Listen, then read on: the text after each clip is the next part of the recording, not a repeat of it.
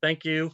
And let's talk about objection handling. So, as we move through any sales cycle, if you think about what we're trying to do, we're trying to make sure that as we weave our unique capabilities, those things that your company does that your competition cannot do, as we weave those into the sales cycle and we get everybody that gets a vote yes or no for your company in that sales cycle, we want to get them on the same page of what those capabilities are, the fact that the competition cannot offer them, and the prize is that we've helped, especially the senior decision makers, monetize what solving those problems that they've got that your company can best solve, and monetize it so they understand the dollar ROI, right? So the rule of the jungle in successful sales is I always make sure I quantify value with the client, the ROI to their P&L, before we talk about price,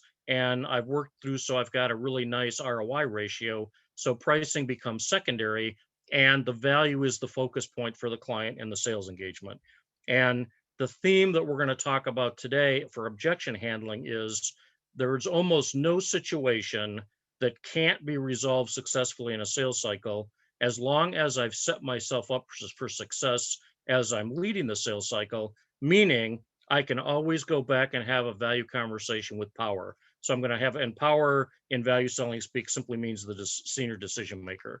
So as long as I'm leading a value-based sales cycle, as long as I'm intentionally helping a client understand what problems your company can uniquely solve, then I'm going to pivot around as we get to that part in the sales cycle and monetize that for them using other client examples. So we've got an aspirational goal of what the ROI and leveraging your company to solve those problems should be worth. So just a little entree to theme it up. But what I want to do is make sure I set myself up for success so that at any point in the sales cycle, I'm going to do it as I move through the cycle. I'm going to do it as I get in trouble or things break or go sideways or slow down in the sales cycle.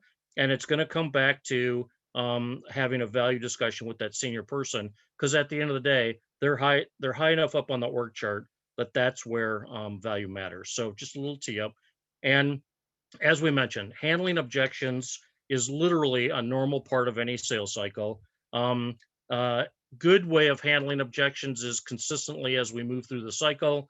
The bad way would be finding out at the last minute. You know, you've already committed the deal in your forecast. You've told your boss, "Don't worry, boss, this one's coming in this quarter for sure." You said that, Murphy heard you, and now some objections pop up at the last minute. So ideally, we're handling these up front early on. And I'd rather much find out about an objection 10 days into the quarter than 80 days into the quarter. So that's kind of the theme that we're going to drive through as we discuss this. And again, questions as you think of them, please. So we keep track when we teach this in our workshops of what are the uh, objections we hear most. Again, price comes in at some point, depending whether how well I did on that value piece. This project not isn't a priority anymore. Something else got ahead of it. You know what? We've just decided to do nothing and delay this implementation of whatever it is. We've looked at something else and it caught our attention. And some of the other ones that I like to add is, which happens too frequently, the power person changed, right? They got promoted, they got perhaps won the lottery, they're off living on an island somewhere. But my senior leader, with whom I've got this consultative relationship, and has agreed and is animated about the ROI we're going to provide back to them, is not there anymore. How do I deal with these things? So that's what we're going to talk about. If you've got any others that are not on this list, we'd love to know about them. So just hit us in the chat, please. And so the agenda for today is just a little background on how people buy. How do I, as the salesperson leading the sales cycle, right? Customer's not leading it, I am as the salesperson. How do I create urgency so they want to hurry up and implement with me faster rather than later? This also is a nice way to combat that do nothing challenge that comes up. What is the actual objectionable handling process? So we've got some neat steps that'll generally get you back on the straight and narrow, get that sales cycle closing the way you want it to. What are some of the keys to success around that? And again, wrap up in questions. And again, just a reminder, we'll do questions in about the middle of this as well. So if you have any questions on the agenda, just go ahead and chat them as well. Um, and if you think about the emotional or the psychology aspects of buying or a sales cycle, there's awareness, there's a need, customer figures out they've got to solve something. You might call that a pain point. You might call it a top challenge. In value selling, we call it a business issue. What is that person's top motivation? What is the thing their boss is directing them to do? The most important thing that they need to solve. They're going to educate themselves. They're going to look for solutions. What's out there that could help me solve these problems? Do I actually believe in this solution? Am I convinced that it's actually going to work in my company? And has the vendor or partner who's working with me and providing the solution or proposing it, do they actually have enough experience so that I could trust them? They've done it for somebody else, many other somebody else's, hopefully, and I believe them because they proved that to me. And the ultimate goal is the psychological ownership of the solution. I need the people who get to vote yes and or no inside the sales cycle, however many of them there are in your sales cycle, whether it's 2 or 18 of them.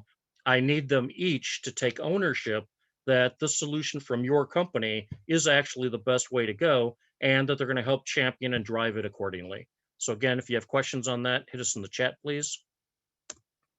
So from a value selling perspective, this is how we look at the value buying process.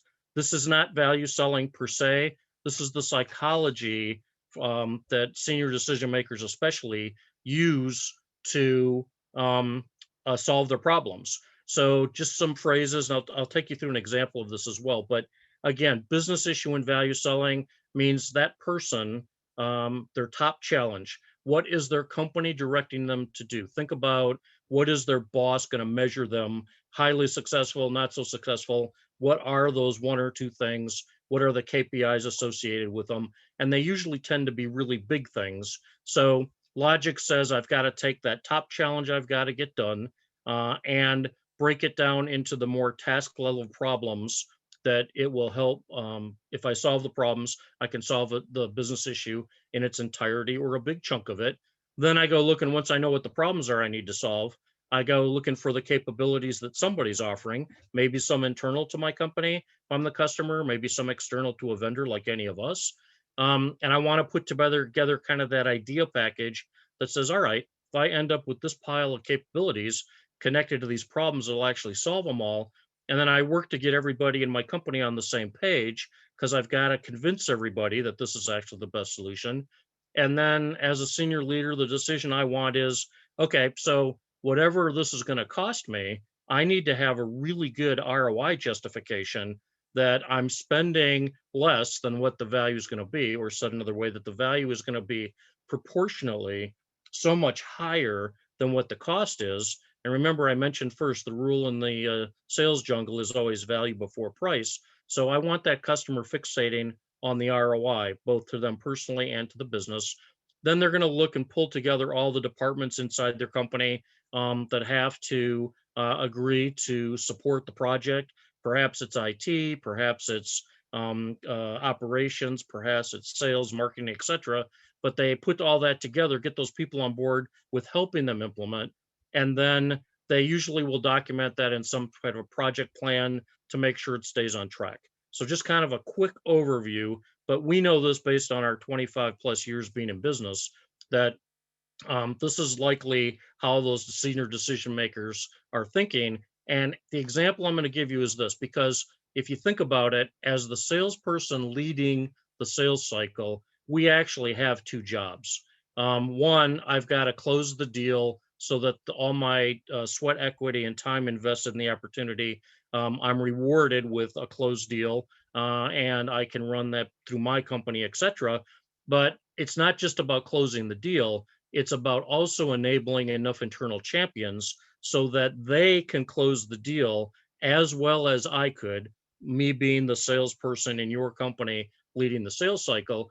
Because fact of the matter is, we don't get to be in as many, if any, of the internal big boss meetings where the customer is deciding, all right, we've got 3 or 4 vendors providing ideas to us. Let's vote, let's decide, I want recommendations.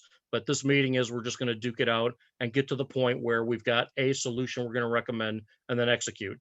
When I can be in that meeting, great, but experience says that's 1 out of 100 times. So the second part of my job as a sales professional, I need to cultivate that internal champion that's going to be able to do this as well as I could. And here's how well I need to do that, because it's got to sound like this. So um, I'm going to do a one-sided skills practice for you, but picture this scenario. I'm going in to talk to my boss and update him or her on the work we've done. So I'm the director. I report to the VP. Let's say this is all inside the customer space, no vendor working on me with this, other than you prepared me really well to be able to handle this conversation. So I knock on my boss's door. My boss looks up and says, "Hey, Doug, how are you doing? What do you want? Because I'm busy," right? Chuckle point. Boss, I wanted to come back and update you. We've got a solution package ready to present to you on that top challenge of yours that you assigned us. Let's say it was reducing OpEx by 3% over the next 12 months, just to have for sake of example. Okay. So since I'm talking to my boss about his or her top challenge, usually have their undivided attention. Notice I didn't make it about me and my team and all the hard work we've done. I made it about them, just like we need to do when we're leading a sales cycle. And boss, here's what we did. We took that top challenge of the OpEx that you gave us, and we broke it down into all the problems that stand in our way. Some of them we can solve internally, most of them we cannot. And by the way, my recommendation is going to be this company called Your Company, listeners, Your Company. And I'll explain to you why as we go through this. But what was interesting about Your Company was that not only did they solve the top three problems that we needed to solve, but they helped us understand there's actually a fourth, fifth, and maybe a sixth problem that we should be solving as we go through spending all the time to solve this once and for all the right way. And they were the only ones that came up with those incremental problems. And as we took a look at what capabilities are available to solve those problems, they also had the 5 capabilities we need, and we're convinced that we'll best solve those problems. And again, we took a look at 4 other competitors. You've got it in the plan document I just handed you. And myself and the team are all on the same page and in agreement that we need to recommend Your Company. I'm actually here to get your signature on it. So far, boss says, okay, sounds reasonable. Let's talk about if you selected somebody that's doing all this incremental work, sounds like it could be a little pricey. How are we doing on the cost of this? And boss, if you look on page 2, I've got that laid out for you. We're going to spend about the ROI we're going to get back on this is about $500,000, let's say, and it's an ROI ratio of 3 to 1, and it's going to cost us about 150K to get that 500K. But that's actually a better ratio than what you originally coached us on that said we needed at least 2 to 1. So far, so good. Doug, sounds good. So far, so good. But remember that the last project we did was pretty complicated. This one is the same. And we had problems with the different departments not budgeting the right resources internally to allow us to get this done on time. And getting it done on time is very important to us, as we've talked a couple times. So talk to me about how you've got these other departments on board. Well, so I went through that, boss. You take a look at the bottom of page 2. I've actually got all the senior leaders from IT, marketing, sales, etc., actually put their initials on this plan saying they will provide us the resources that support us. Okay, that sounds pretty good, Doug. What about Sally Curmudgeon over in that department over there? I mean, she is never willing to support anybody with resources, and she always seems to work against every solution we bring to her, and that's kind of her reputation. Yep. So I knew I had to work with her. Boss, I will just comment between you and me. She's an interesting person to talk to, but I understand how busy she is. I've gotten her to neutral, and her initials are right there too. She's agreed that if we all agree to do this, she'll support us, and Your Company being the good solution to do that. Doug, I'm impressed. This is working good so far. So let me ask you this. We've talked about that last project we did where both you and I told the company it was going to take 8 months to implement. It actually took 16 months, and that was very painful. We cannot allow that to happen again because the risk we run is we might get fired. And as I've mentioned to you before, if you thought I was kidding, I wasn't. If I go down, I'm taking you with me. And I respond to my boss, say, nope, boss, clearly understand the ramifications of that. And if you take a look, one of the other things that your company did really well is the next several pages are all the steps that we have to take and they have to take to be able to get this thing done on time in the 8 months that we both know we needed to get done. And we've put the dates in there. We've actually built in a little fluff time. So anyway, I am confident that we can hit the 8 months, maybe even come in a little sooner than that. But certainly we've reduced the risk of going on the other side where it takes too long. So boss, any questions? Boss may have a question or two, whatever, but it was a pretty thorough presentation. And boss, I'm going to leave this agreement with you, but I'm asking you to sign this today or tomorrow. I want to light the rocket and get going with your company so we can get the clock rolling on that 8-month window that we've got to solve it. Okay, so end skills practice. So did that sound pretty logical as to how a well-trained internal champion, again, well-trained meaning they could literally close this deal as well as you could if you were allowed to be in that meeting, which unfortunately you're not. So hit me in chat with some answers. What do you think? Did that sound reasonable? Did it sound like how a big boss tends to act with their director level folks, etc.? All comments welcome. Okay, cool. So another question for you. If it sounded right, how long, being well prepared and having my champion well prepared, how long do you think that took for me to execute that, for the champion to execute that with the real big boss? 5 hours, an hour, maybe 15 minutes, right? So yeah, good answers. Yeah. So 30 minutes, okay, probably less than 30 minutes, probably 15, 20 minutes perhaps. And that's because I was well prepared, I had value in the right place, and I had prepared my internal champion. So last question on this one. How long, or what would have happened if I would have screwed up one of those parts of the discussion?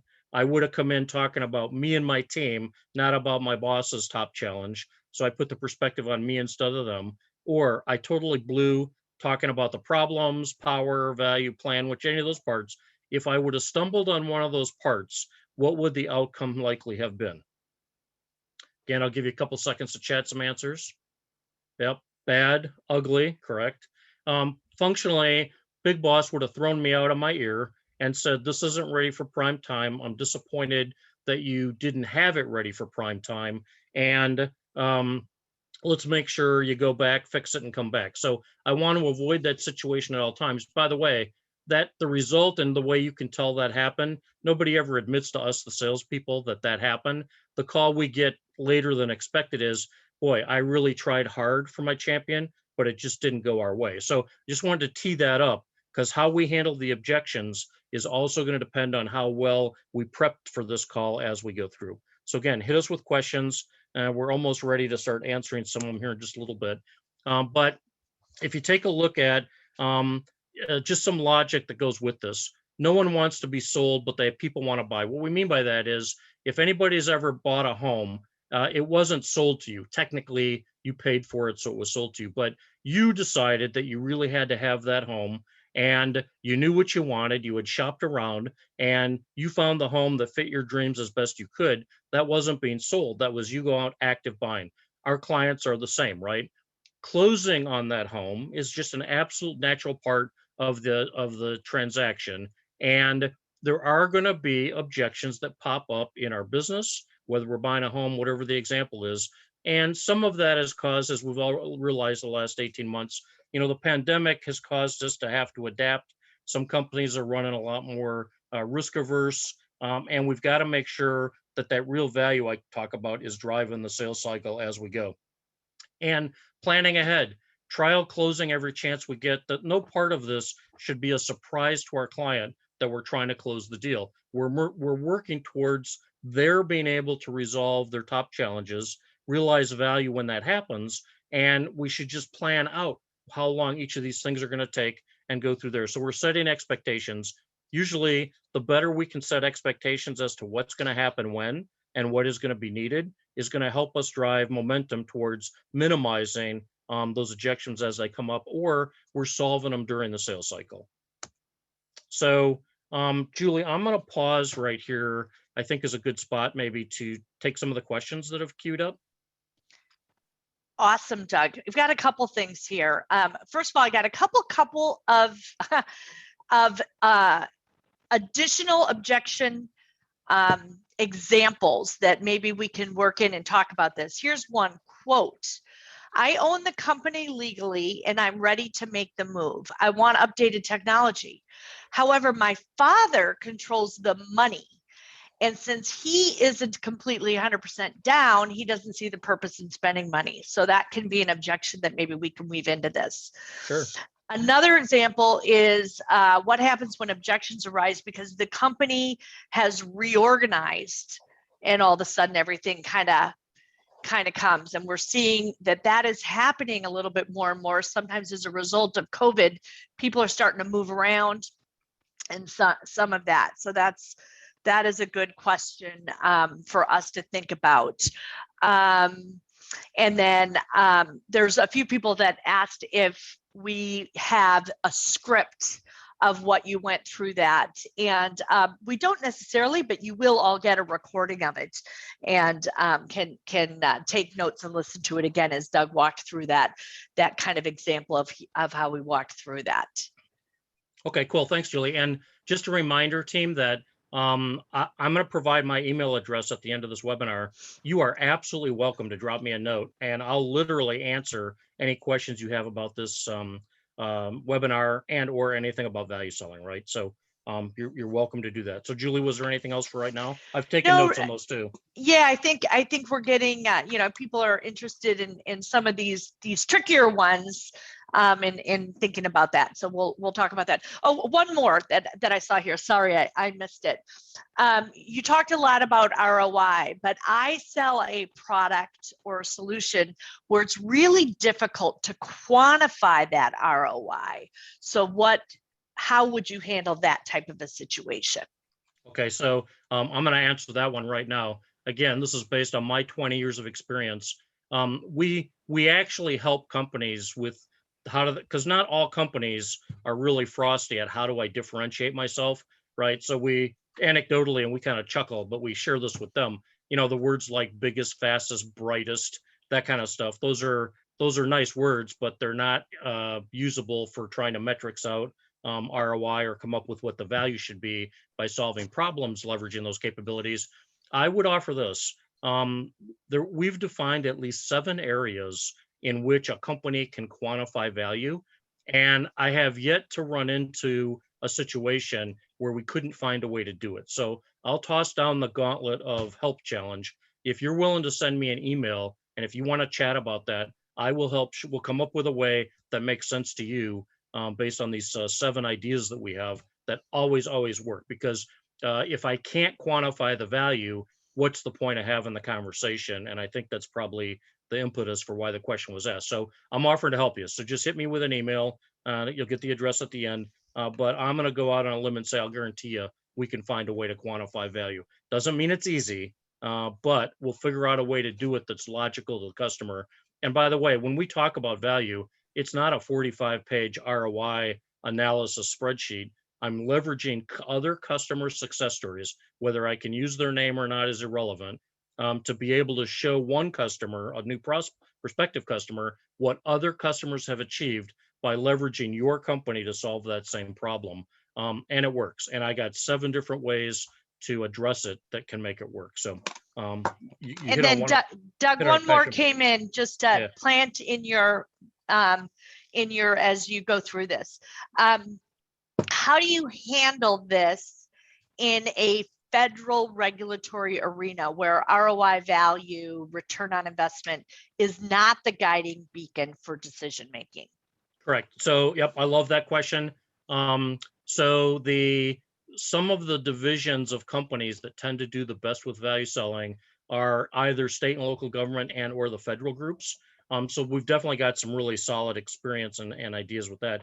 We just adapt to whatever the currency of the customer is. So a state government, the federal government doesn't necessarily measure success by ROI in terms of dollars, but they're definitely measuring it against whatever their mission statement is. And again, that's probably don't have time in the webinar to do that, but an email to me and I'll spill my guts to you without any obligation on your part as to how we solve that.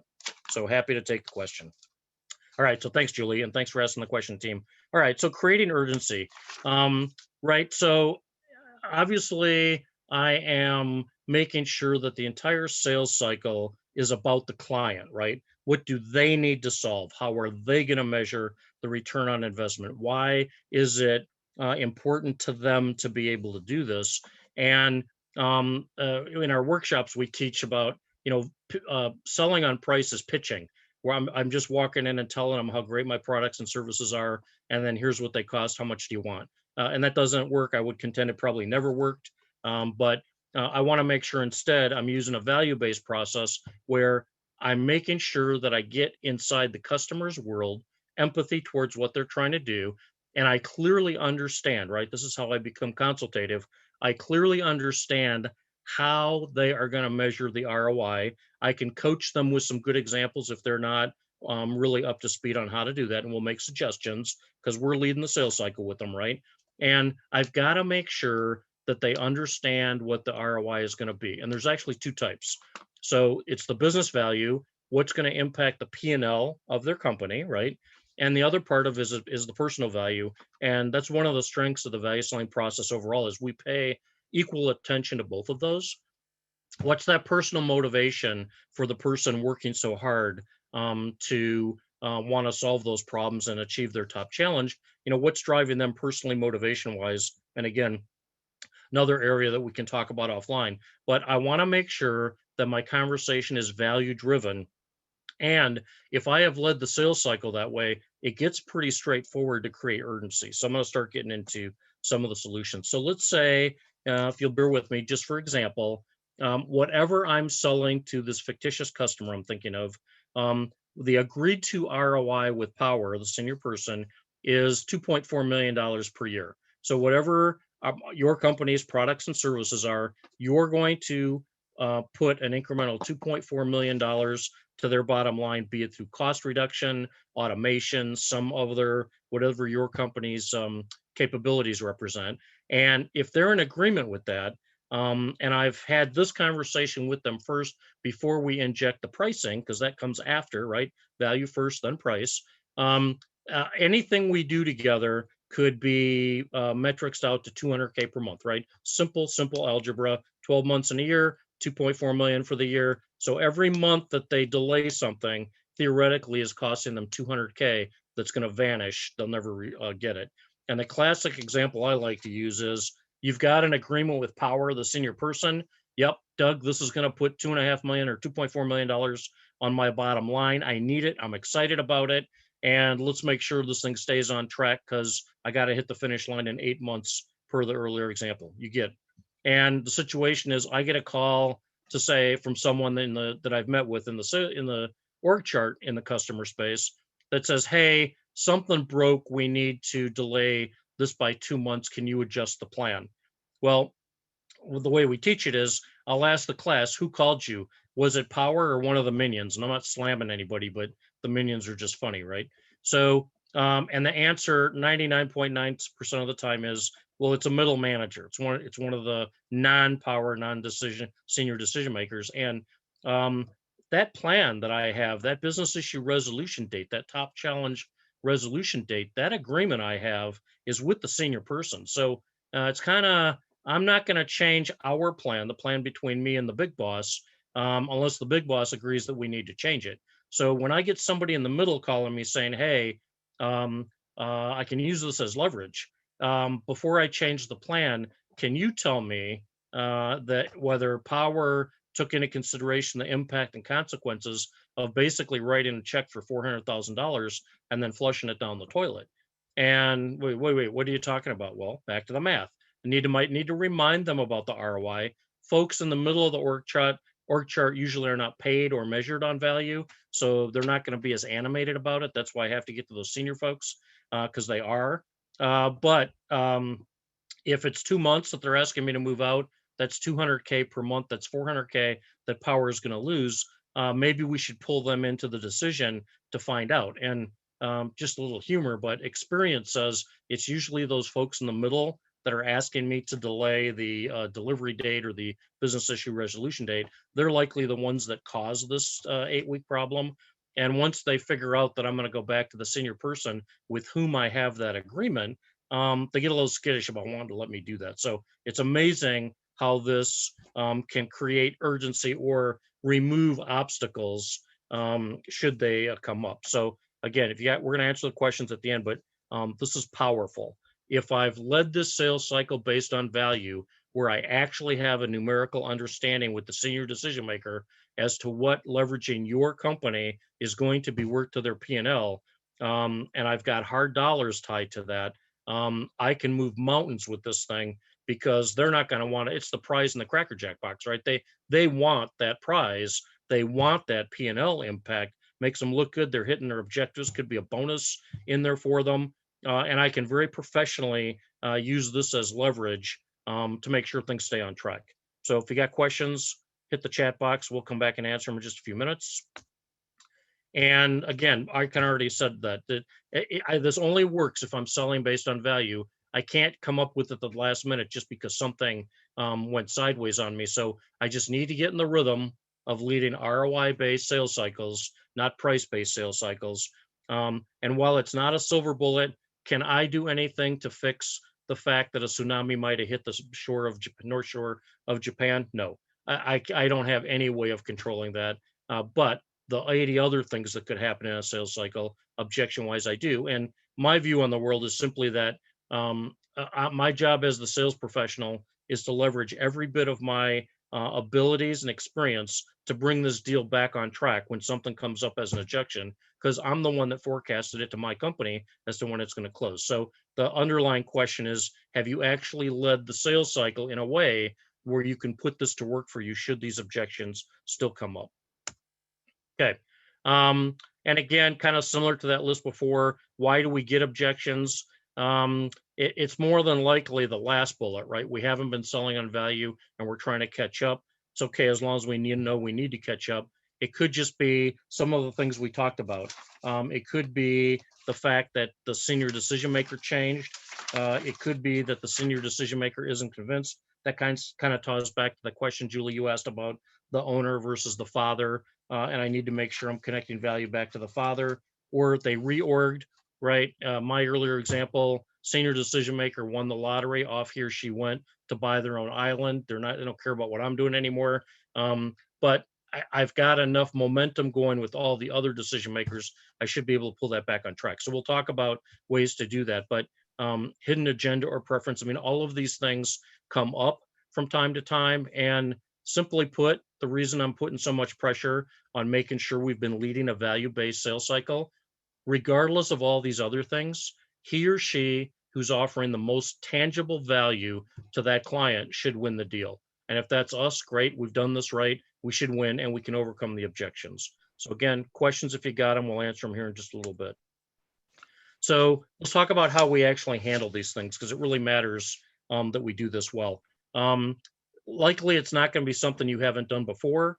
You want to make sure you're understanding your competition, what else they're looking at. But at the end of the day, the objections are a positive sign in the sense that they're asking more questions and there's something in the customer's mind that we have not yet adequately addressed, or to the point of power change, right? If somebody just got promoted or fired, that's going to make a difference, but we can still use the same process to address it. But address it we must.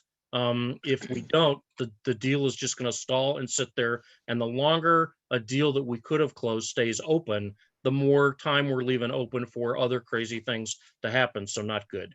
So let's talk about how we do it. And I'm going to weave this to one of my actual customers, a great customer, but I actually lived through it. So it's about the attitude. I want to go into these. Our normal inclination is to say something like, oh, geez, now I've got something that's going to derail this thing.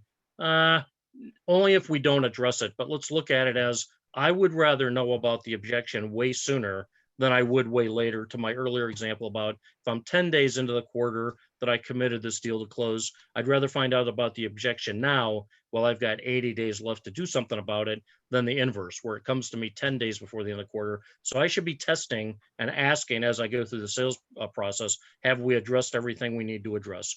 But when it does come up, I want to make sure I clarify it and that I actually understand what the objection actually is rather than making an assumption. Value selling, no assumptions. Assumptions are bad. I want to clarify it. And here's my example. I was closing a pretty big deal. It involved training probably close to 600 people over a 4-month period. That's pretty good sized training engagement. And I'd been working on this for 4 months. And Power and I were absolutely in lockstep. He says, and the only thing that changes in our world at value selling is how many people, where, when. It changes the configuration of the project a little bit. And honest to goodness, I had reconfigured this thing literally 8 times for Power because he kept deciding, oh, well, I can actually have that team do it in English too. So, we'll combine them with this other workshop, things like that. So detail stuff, but we're down to the finish line.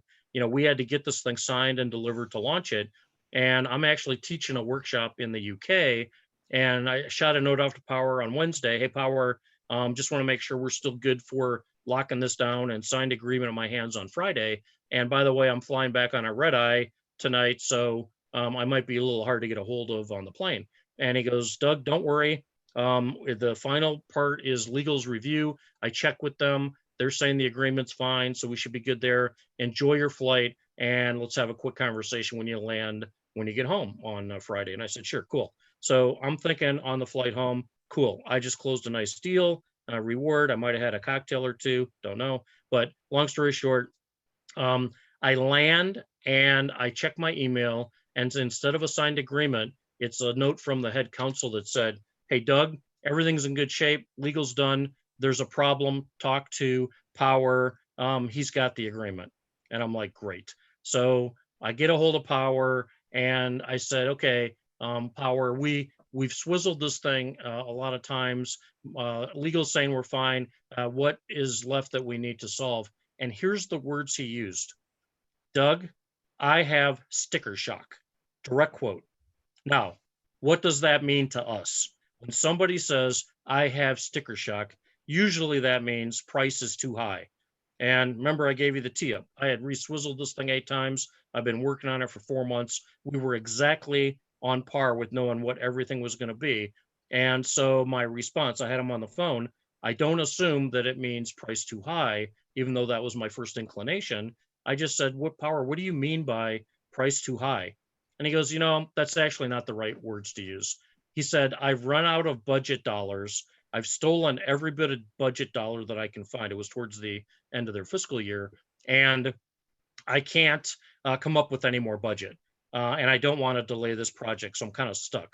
And I said, okay, fine. So everybody's so far so good. I clarified. Can you imagine in my world of what we do is train and teach people how to use a process that defends against price having to discount, defends value, right? So if I had caved to the intuition that said, hey, if my price is too high, I'll reduce it, but I got to close this Friday, which tends to be, for some of us, a natural response, that deal would have died on the table right there. So hugely important, you clarify to make sure you're actually solving the right problem. So far, so good. Again, questions, hit them in chat. Okay, so then diagnose it. What went sideways, and find out what you need to do to solve it. In my case, just to close the story out for you, it was a timing issue, and I just asked him, Power, so how much are we short? And he goes, about 10%. I said, okay, so what does your budget look like when we click over the new fiscal year for you in about 30 days, 38 days or so? And he goes, oh, the well's magically replenished. And I said, okay, well, from a solution standpoint, what about if I just delay invoicing you for that last 10%? I'm going to get an IOU from you in case you get hit by a bus, heaven forbid, but I can easily just split the invoicing. So you don't even see that last 10% invoice till we get into your fiscal year. And he says, oh, that would do it. And then, so I diagnosed it. Mine was kind of easy. What you want to do though is go back and review where did you think you had strong muscle that all of a sudden got soft, and why did it get soft? And then once you've got that, so you know how to solve it, you want to sharp angle close it. And what that means is, have you ever been involved in one of these discussions where the client is trying to delay things because something else is wrong? And it might have nothing to do with you and what you're trying to do. But at the end of the day, what's happening is they just want to keep you busy so they can delay having to make a decision and or tell you more bad news. So they give you little homework assignments. Yeah, we got to solve that problem. Well, the sharp angle closes. I don't want to make any assumptions that that's all there is. So I'm going to ask them, guess what question? Is that all there is? And I did this with my example. I said, Power, just to be clear, I'm going to propose a solution to you. If you accept it and it works, we're right back on track. And Power, what I mean by right back on track is I committed to turn that agreement into my company today. So I'd feel really good getting on my next flight if you could email me the agreement right now, provided my solution works for you. And he said, absolutely, that this is the only thing. If you can help solve this for me, I'm going to love you anyway, more than I already do. But yeah, we're right back on track. So I solved it for him with that 10% delayed invoicing thing. And boom, 15 minutes later, I had the agreement on my email, off we go. But it's important to do that, because what you don't want to have happen is you solve the two things that are on the table right now, and they say, okay, thanks for solving those. By the way, we got two more, and then two more and two more. And that's just ridiculous that they could drag that on that way. But it's up to me to make sure that that's all there is. So I want a verbal out loud agreement that says, if I can solve that to your satisfaction, does that put us right back on track to where we're going to be? And in my case, it was agreement in my hands, which worked. And then step 5, obviously, is address and confirm that whatever you're going to do from a solution actually works from the customer for the customer, and off you go. So again, probably some questions about, but it's that just that have the right attitude, hit this thing head on, clarify that you understand exactly what the issue is. Don't assume anything. My case, it would have been fatal. Don't do it. Figure out what you need to do to fix it, and then sharp angle close it. Make sure that that's all there is, and that they're agreeing that everything's back right on track if you solve that thing on the timeline, and then go off and address it and confirm back to them that you did it. So probably a question or two about that, but that's literally the objection handling process. It works really, really well. Hey, Doug, we do have a question here. Go ahead. How does this process change in a renewal situation versus a new business situation? All right, that's a brilliant question. So let me ask you this, and I'll ask it rhetorically. Is the sales cycle any different, whether it's the first contract or it's that renewal for the next couple of years, a year or two down the road? I need to make sure on the initial sales cycle, I'm helping the customer understand and agree how your company is going to be valuable to them by solving those problems. And knowing that that worked really well for you, you were shrewd enough that as they were now starting to use, you closed the first sale, they're implementing the products and solutions that your company is selling them.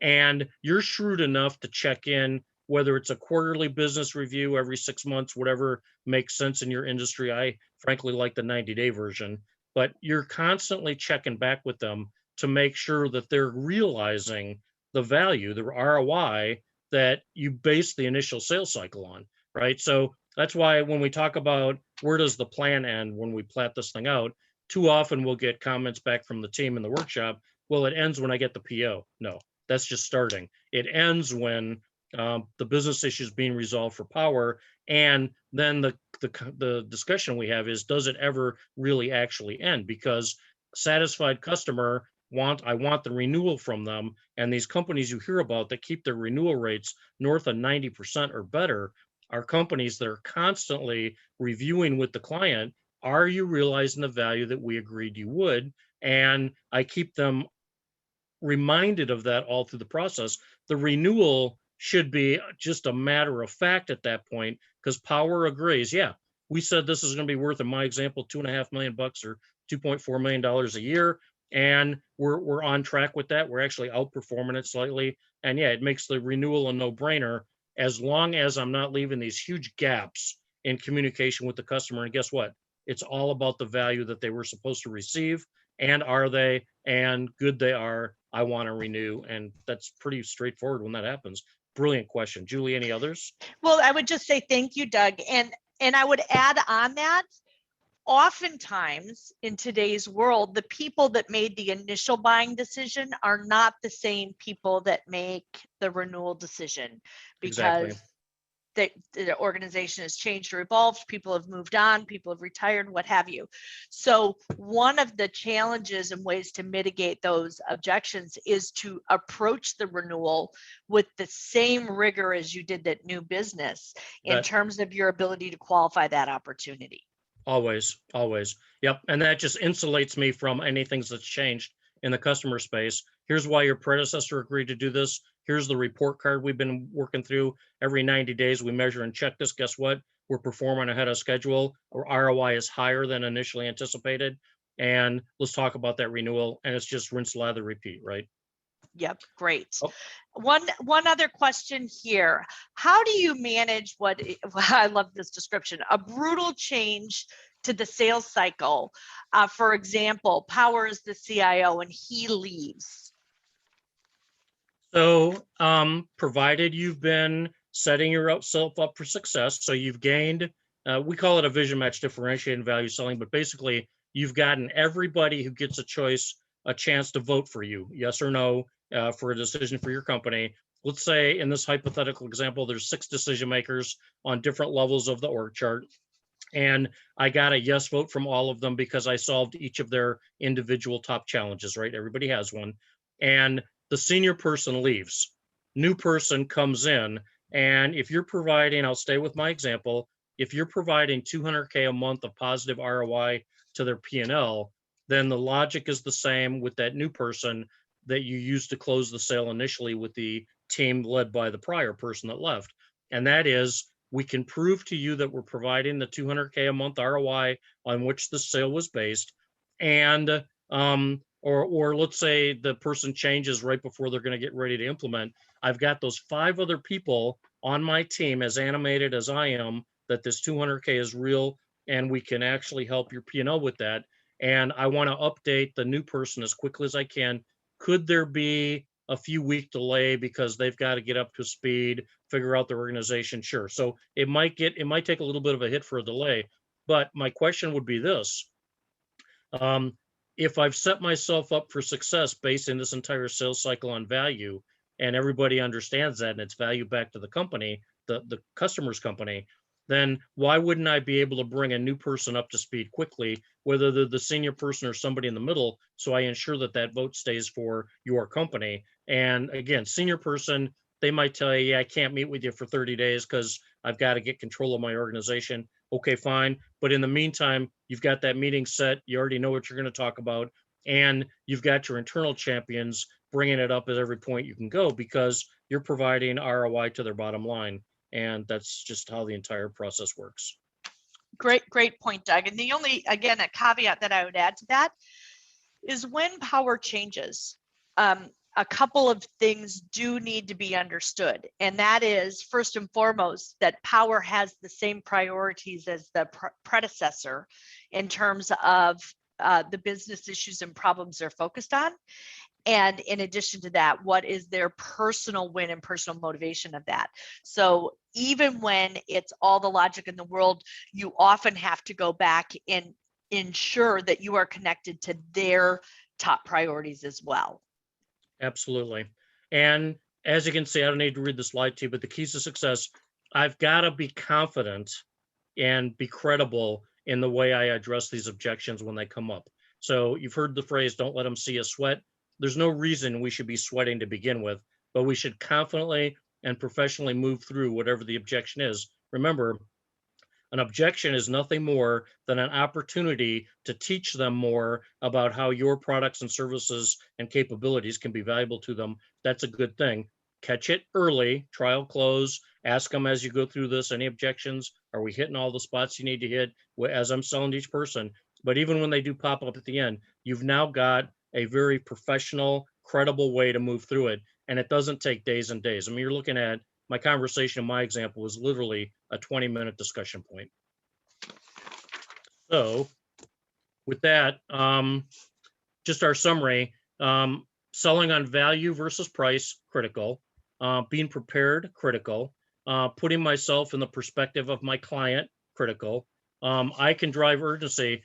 That value piece, once I've gotten the senior person to agree to it, which I can get done in a couple meetings usually, now they're looking at the prize. They no longer think of me. In my $2.4 million example, I have transformed their perception of me from not just a vendor and a partner. I'm a walk and talking $2.4 million, euro, whatever currency you want to insert, value to our P&L, and that's how they're getting measured. I'm hugely important, and they know that I can confidently come back and handle any objection that somebody might have brought to them about why go do business with our company. And it's just a nice package deal. And that way, it's just how I sell based on value, confidence, and It separates me from the stereotype of, and I hate to say this in case anybody ever did this, but the proverbial used car salesman that they tend to have executives do, which is why a lot of times they won't talk to salespeople. So let's prove them wrong by being highly professional and prepared.